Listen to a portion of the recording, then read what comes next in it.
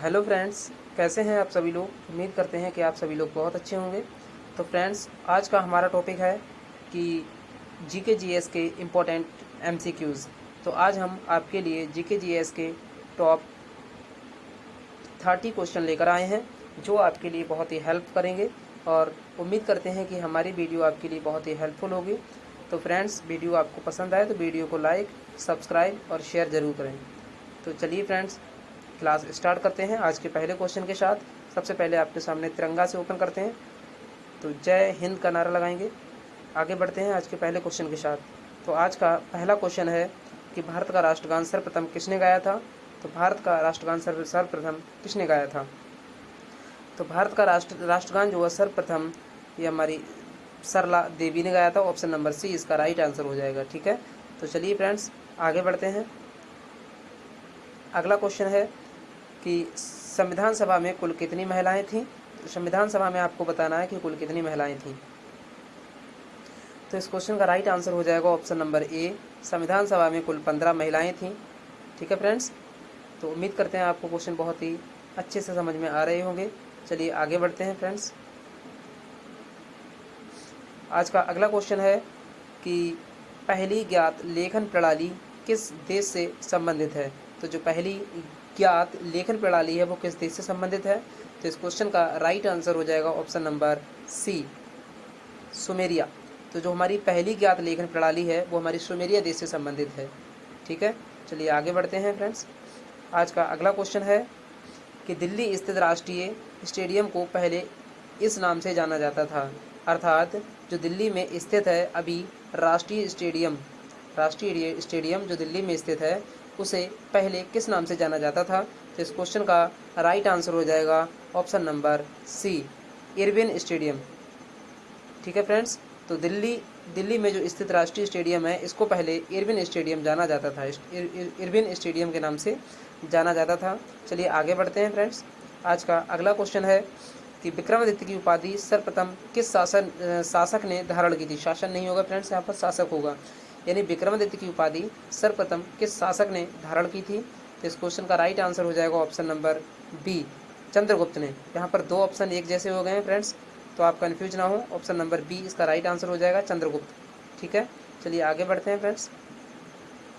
आज का अगला क्वेश्चन हो जाएगा कि राष्ट्रमंडल खेलों में कितने देशों के खिलाड़ी भाग लेते हैं। तो जो राष्ट्रमंडल के खेल होते हैं उसमें कुल मिलाकर कितने देशों के खिलाड़ी भाग लेते हैं। तो इस क्वेश्चन का राइट आंसर हो जाएगा ऑप्शन नंबर सी, कि राष्ट्रमंडल खेलों में 72 देशों के लोग भाग लेते हैं। ठीक है, तो 72 देशों के जो खिलाड़ी हैं वो भाग लेते हैं राष्ट्रमंडल खेलों में। ठीक है, आगे बढ़ते हैं फ्रेंड्स। आज का अगला क्वेश्चन है कि प्रधानमंत्री शहर किस शहर को कहते हैं। तो जो प्रधानमंत्री शहर के नाम से किस शहर को जाना जाता है, तो आपको बताना आंसर। तो इस क्वेश्चन का राइट आंसर हो जाएगा friends option number A, Prayagraj. आप कन्फ्यूज ना हो कि प्रधानमंत्री हैं तो इसका मतलब अहमदाबाद होगा, नो, इसका राइट आंसर हो जाएगा ऑप्शन नंबर ए, प्रयागराज। अर्थात जो पीएम शहर के नाम से जाना जाता है उसे जाना जाता है प्रयागराज को। ठीक है, तो आगे बढ़ते हैं फ्रेंड्स आज के अगले क्वेश्चन पर। आज का अगला क्वेश्चन है कि भारत का प्रथम ज्योतिर्लिंग कौन सा है। तो भारत का जो प्रथम ज्योतिर्लिंग है वो कौन सा है, आपको बताना है। तो आपको बता दें फ्रेंड्स कि जो भारत का प्रथम ज्योतिर्लिंग है वो हमारे ऑप्शन नंबर बी, सोमनाथ जी है। कौन सा है, सोमनाथ जी हैं। तो इस क्वेश्चन का राइट आंसर हो जाएगा ऑप्शन नंबर बी। आगे बढ़ते हैं फ्रेंड्स। आज का अगला क्वेश्चन है कि एक प्रधानमंत्री जिन्होंने पीएम पद से पहले कोई सरकारी पद नहीं संभाला था वो कौन से हैं इनमें से। ठीक है, आपको बताना है कि इनमें से, इन चारों ऑप्शन में से ऐसे कौन से प्रधानमंत्री हैं जिन्होंने प्रधानमंत्री के पद पर बैठने से पहले कोई भी सरकारी पद ग्रहण नहीं किया था। तो इस क्वेश्चन का राइट आंसर हो जाएगा ऑप्शन नंबर सी, चंद्रशेखर हमारे भारत के ऐसे प्रधानमंत्री थे जिन्होंने प्रधानमंत्री के पद से पहले कोई भी सरकारी पद नहीं संभाला था। तो चलिए फ्रेंड्स आगे बढ़ते हैं आज के अगले क्वेश्चन पर। आज का अगला क्वेश्चन है कि कोणीय वेग का मात्रक क्या होता है। तो आपको पता होना चाहिए कि जो एंगुलर वेलोसिटी होती है, यानी जो एंगुलर वेलोसिटी होती है इसका मात्रक क्या होता है। तो इस क्वेश्चन का राइट आंसर हो जाएगा ऑप्शन नंबर सी, इसका जो मात्रक होता है वो रेडियन भी होता है और इसका मात्रक सेकंड भी होता है। ठीक है, चलिए आगे बढ़ते हैं अगले क्वेश्चन पर। लेकिन फ्रेंड्स इसमें थोड़ा कन्फ्यूजन है कि सेकंड आपको पता है टाइम का मात्रक होता है, सभी को पता है कि टाइम का मात्रक क्या होता है, सेकंड, यानी समय का मात्रक सेकंड होता है। तो इस क्वेश्चन का option number C right answer ना होकर ऑप्शन नंबर ए इसका राइट आंसर हो जाएगा, रेडियन।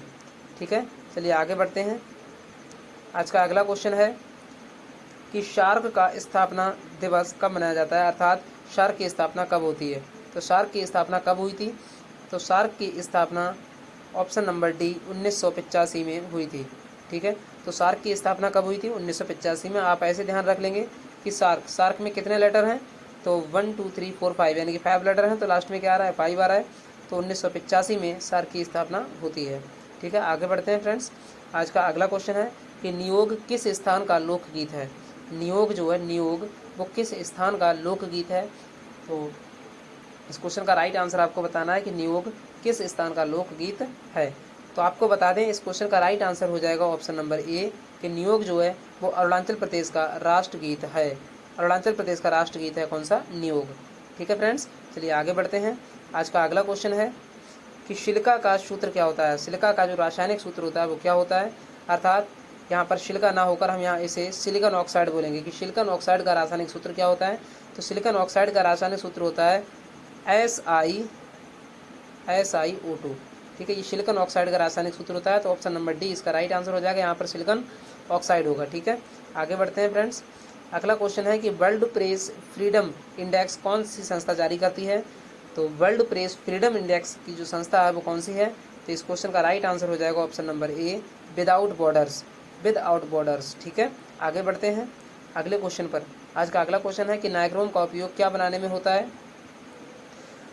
नाइक्रोम का उपयोग क्या बनाने में होता है। तो इस क्वेश्चन का राइट आंसर हो जाएगा ऑप्शन नंबर ए, विद्युत प्रेस का तार।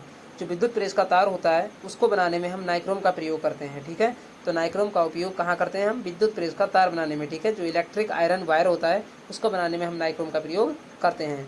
चलिए फ्रेंड्स आगे बढ़ते हैं। आज का अगला क्वेश्चन है कि नए संसद भवन के द्वार का नाम क्या नहीं है। क्या नहीं, आपको क्वेश्चन बहुत ध्यान से पढ़ लेना है कि नया संसद भवन जो है उसके द्वार जो है उसका द्वार का क्या क्या नाम है आपको बताना है, यानी कि क्या नाम नहीं है। इन चारों में से कौन सा ऐसा है जिसमें इसमें जो भवन के द्वार का नाम नहीं है। तो इस क्वेश्चन का राइट आंसर हो जाएगा ऑप्शन नंबर सी।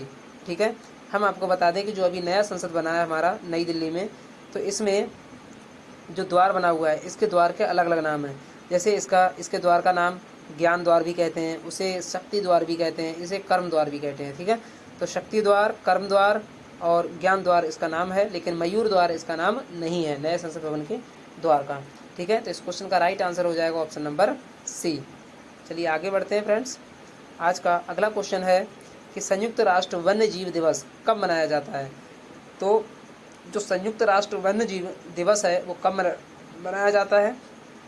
तो इस क्वेश्चन का राइट आंसर हो जाएगा ऑप्शन नंबर डी, 3 मार्च को। ठीक है, तो संयुक्त राष्ट्र वन्य जीव दिवस जो है हमारा वो 3 मार्च को मनाया जाता है। कब मनाया जाता है, 3 मार्च को। ठीक है, संयुक्त राष्ट्र वन्य जीव दिवस 3 मार्च। अगले क्वेश्चन पर बढ़ते हैं। आज का अगला क्वेश्चन है कि गोल्डमैन पर्यावरण पुरस्कार कब शुरू किया गया था। तो जो गोल्डमैन पर्यावरण पुरस्कार है ये कब शुरू किया गया था आपको बताना है।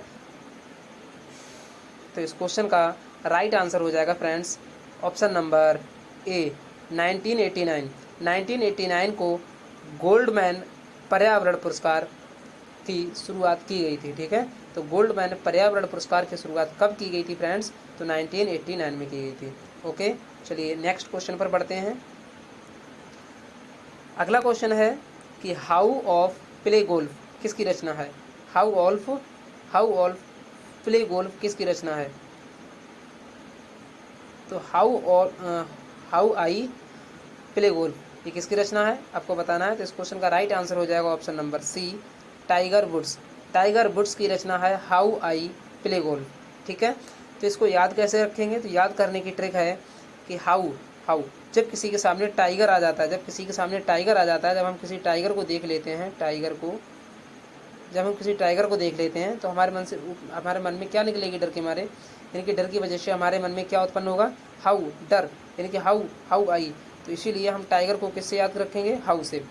ठीक है, तो टाइगर वुड्स की रचना है हाउ आई प्ले गोल्फ। ठीक है, चलिए आगे बढ़ते हैं आज के अगले क्वेश्चन पर। आज का अगला क्वेश्चन है कि कोंकण अभ्यास भारत किस देश के साथ मनाता है। ऐसे समझते हैं हम कि कोंकण अभ्यास जो है भारत और किस देश के बीच में होता है। तो इस क्वेश्चन का राइट आंसर होगा option number D, United kingdom.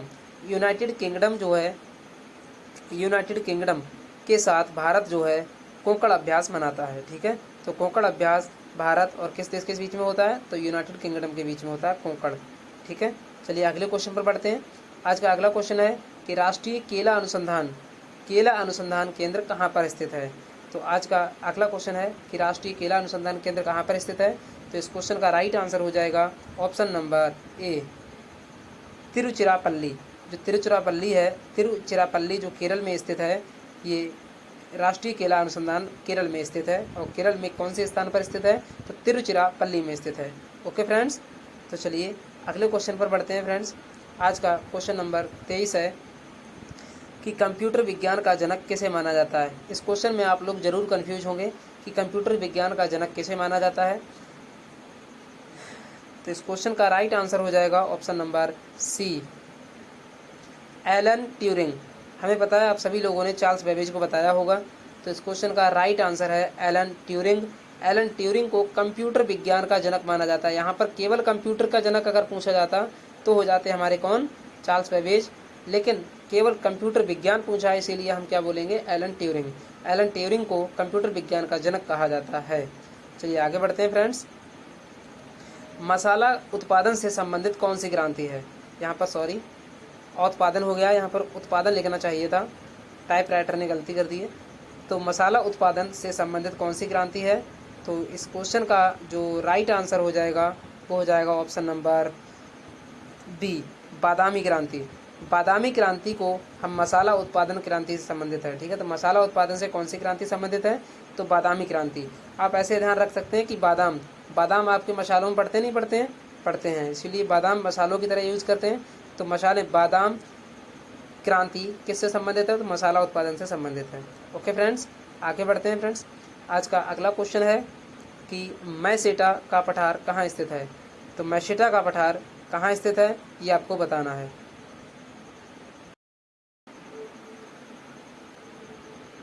तो इस क्वेश्चन का राइट आंसर हो जाएगा ऑप्शन नंबर बी, स्पेन। मैसेटा का पठार जो है हमारा वो कहाँ पर है, स्पेन में स्थित है। ठीक है फ्रेंड्स, कि जो मैसेटा का पठार है इसे ऐसे याद रख सकते हैं कि मैसेटा एस आ रहा है और एस यहाँ पर स्टार्ट हो रही है। ठीक है, तो सेटा यानी कि स्पेन, सेटा स्पेन, यानी कि मैसेटा का पठार जो है हमारा वो स्पेन में स्थित है। ठीक है फ्रेंड्स, आगे बढ़ते हैं आज का अगले क्वेश्चन पर। आज का अगला क्वेश्चन है कौन सी सीमा रेखा लेबनान और इजराइल के मध्य में है। ठीक है, तो लेबनान और इजराइल के मध्य कौन सी सीमा रेखा है।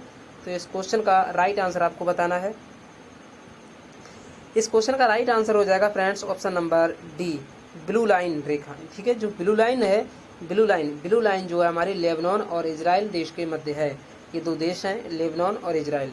तो लेबनान और इजराइल के मध्य हमारी कौन सी है, ब्लू लाइन रेखा है। ओके, चलिए आगे बढ़ते हैं फ्रेंड्स। आज का नेक्स्ट क्वेश्चन है कि प्रथम महिला सांसद कौन बनी है। तो प्रथम महिला सांसद कौन है, ये आपको बताना है। तो इस क्वेश्चन का राइट आंसर हो जाएगा friends option number C, Radhabai Subramanyam. Radhabai Subramanyam जो हैं ये प्रथम महिला सांसद बनी हैं। इनको इस क्वेश्चन का राइट आंसर हो जाएगा ऑप्शन नंबर सी। तो चलिए फ्रेंड्स, आज के लिए इतना ही। आपके जितने भी हम क्वेश्चन लेकर आए थे ये जीके से संबंधित थे। आप यकीन मानिए कि ये क्वेश्चन जो है बहुत ही महत्वपूर्ण है आपकी परीक्षा के लिए। ठीक है फ्रेंड्स, आपको वीडियो कैसी लगी कमेंट में ज़रूर बताएं और वीडियो को लाइक और सब्सक्राइब जरूर कर लीजिए फ्रेंड्स।